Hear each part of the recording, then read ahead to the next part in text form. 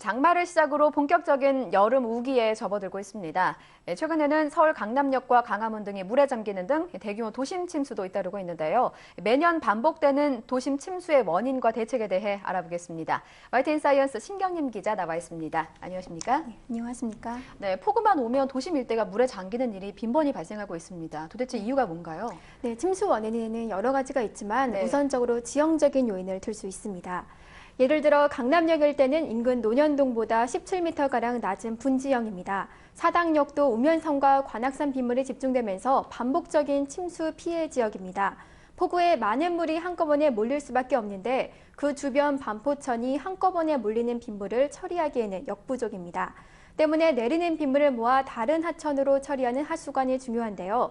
이 하수관에도 문제가 있어 무리 역류의 침수가 나는 것입니다. 네, 그렇군요. 결국은 천재에 인재가 겹쳤다는 뜻인데 갈수록 많은 양의 비가 짧은 시간에 쏟아지는 집중호우도 늘고 있고 또 장마 이후에는 게릴라성 호우도 잦아지고 있습니다. 이유는 뭘까요? 네, 근본적인 문제는 지구온난화 때문입니다. 네. 기온이 올라가면 대기 중에 포함할 수 있는 수증기량이 늘어나고 한꺼번에 쏟아질 수 있는 양도 늘어나게 됩니다. 하루에 100mm 이상이 쏟아지는 폭우일수도 30년 전에 비해 2배 이상 늘었습니다. 네, 그렇군요. 결국은 우리가 대비를 철저히 해야 될 수밖에 없지 않겠습니까?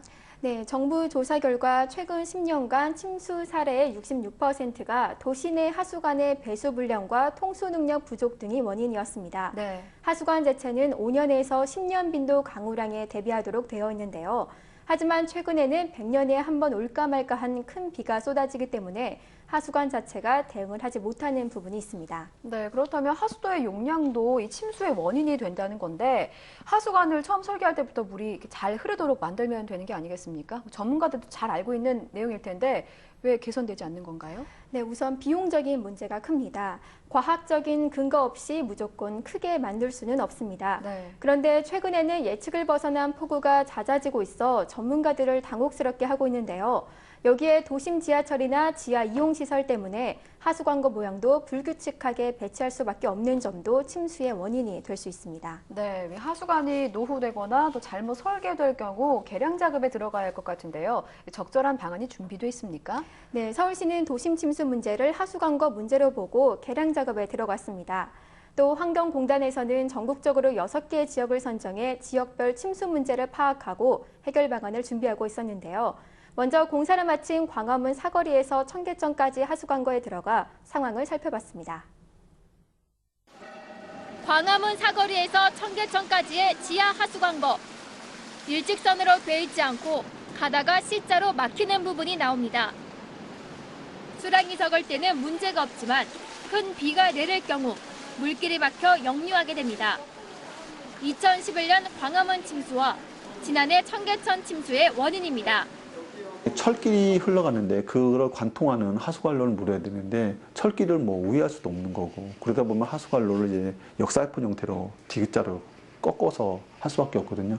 개량을 하면서 다른 어떤 지작물 때문에 어쩔 수 없이 그렇게 둘 수 있는 경우도 있습니다. 결국 물이 제대로 흐를 수 있도록 해줘야 상습 침수를 막을 수 있는데 방법이 마땅치 않습니다. 기존에 설치된 하수관거 자체를 완전히 바꿔야 하기 때문에 시간과 비용이 너무 많이 듭니다. 광고를 바로 펴려고 하면 기존에 만들어 놓은 그 통로를 폐쇄를 해야 되는데 현실적으로 그렇게 하긴 힘들고요. 그래서 그 옆에 그 광고를 하나 추가로 더 만들어 가지고 그 디귿자 광고로 흘러가는 물 자체를 줄여 가지고 그 통수능 개선을 하는 작업이 되겠습니다.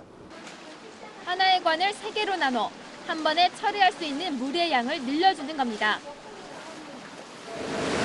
도심 침수의 문제점으로 대기되고 있는 C자형 하수관거입니다. 이 문제를 해결하기 위해 이처럼 2개의 관을 신설해 물의 흐름을 원활하게 해주고 있습니다. 도심을 뒤덮고 있는 콘크리트나 아스팔트 등 물이 통하지 않는 불투수층을 손보는 것도 침수 피해를 줄이는 데 도움이 됩니다. 빗물을 흡수하지 않기 때문에 내리는 비가 조금도 지연되지 않고 그대로 하수관으로 흘러들어가기 때문입니다. 비의 양을 어느 정도 지표나 빌딩에서 흡수해 분산시켜주자는 아이디어입니다. 물이 한꺼번에 하수관으로 흘러들어가지 않도록 자동식 물막이판과 물막이 화단 저루 시설을 늘리는 것도 도움이 됩니다.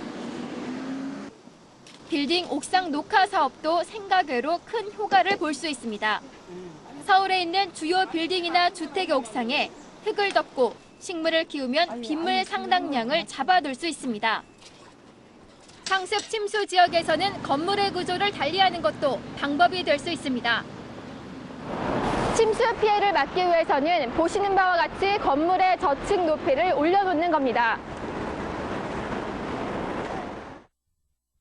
1층이 실제 허리 이상 높이에서부터 시작되기 때문에 도로에 물이 차도 건물은 침수 피해를 면할 수 있습니다. 서울시는 우선적으로 주택 신축 허가를 내줄 때 반지하 주택을 짓지 못하도록 하고 있습니다. 상업시설도 침수가 잦은 지역은 지하시설 허가를 엄격하게 통제하고 있습니다. 환경부도 새로운 강우 패턴을 반영한 하수도 정비를 위해 나섰습니다. 하수도 정비 중점 관리 지역 지정제도 도입에 따라 2012년부터 2015년까지 도시 침수 예방 시범 사업을 진행합니다. 지역의 규모와 하수관 유형을 고려해 6개 지역을 선정했습니다. 경기 부천시, 충남 서천군, 경북 안동시, 경남 김해시, 충남 천안시, 전남 보성군입니다. 이 지역은 그동안 침수 피해가 컸지만 사업을 추진하면 개선 효과가 클 것으로 예상되는 곳들입니다. 환경공단에서 말하는 침수 피해 해결 방안의 핵심은 하수관과 저류시설, 펌프장의 유기적인 연계가 되도록 한다는 겁니다. 상류 쪽엔 비가 왔는데 그래서 넘치고 있는데 관로에서 물이 신속하게 펌프장까지 가서 펌프가 퍼서 하천으로 넘겨줘야 되는데 이 관로가 적다 보니까 안 되는 경우도 있고요. 또 관로는 여유가 많은데 또 펌프가 적은 경우가 있고요.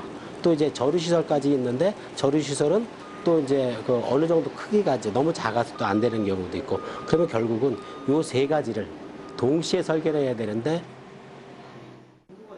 때문에 가장 경제적이고 효율적으로 작동할 수 있도록 시뮬레이션 기법을 이용해 시스템 모델을 구축하고 있습니다.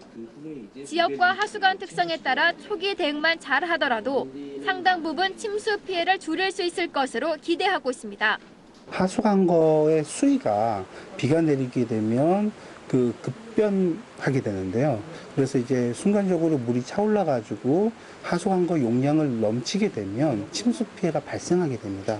그래서 하수관거의 그 망관 상태의 50%에서 90% 수위 수준에서 그 수위가 찼을 때 실제로 상황실에서 특정 관거 수위를 알람을 해줌으로 인해 가지고 해당 지역에 침수 피해 대응을 하게 되는 체계가 되겠습니다. 매년 반복되는 여름철 집중호우와 도심 침수 피해. 특히 올해는 유난히 잦은 폭우와 슈퍼 태풍의 가능성도 높아지고 있는 상황입니다. 올해도 장마가 끝난 후 집중호우가 지속될 것으로 판단되어 국가와 국민 모두가 장마 대비에 만전을 기해야 할 것 같습니다. 여름을 악몽으로 바꿔버리는 불청객 도심 침수. 오는 비를 줄이거나 막을 수는 없지만 철저한 대비와 과학적인 시스템 정비를 통해 그 고통을 줄여줄 수는 있습니다. 네, 이번 여름 침수 피해 없이 무사히 지낼 수 있을까요? 네, 개선 작업을 통해서 문제가 된 부분을 어느 정도 수정할 수 있었는데요. 네. 지난해에 비해 배수 능력이 좋아졌기 때문에 어느 정도 안심해도 된다는 것이 현장 관계자들의 설명이었습니다. 네, 도심 침수로 인해서 국민들이 피해를 입고 있는 지금 도시 하수관 정비 사업은 더 이상 미룰 수가 없는 일입니다. 원인과 대책이 확실한 만큼 정부가 지자체의 적극적인 대응이 필요해 보입니다. 오늘 신 기자 수고하셨습니다.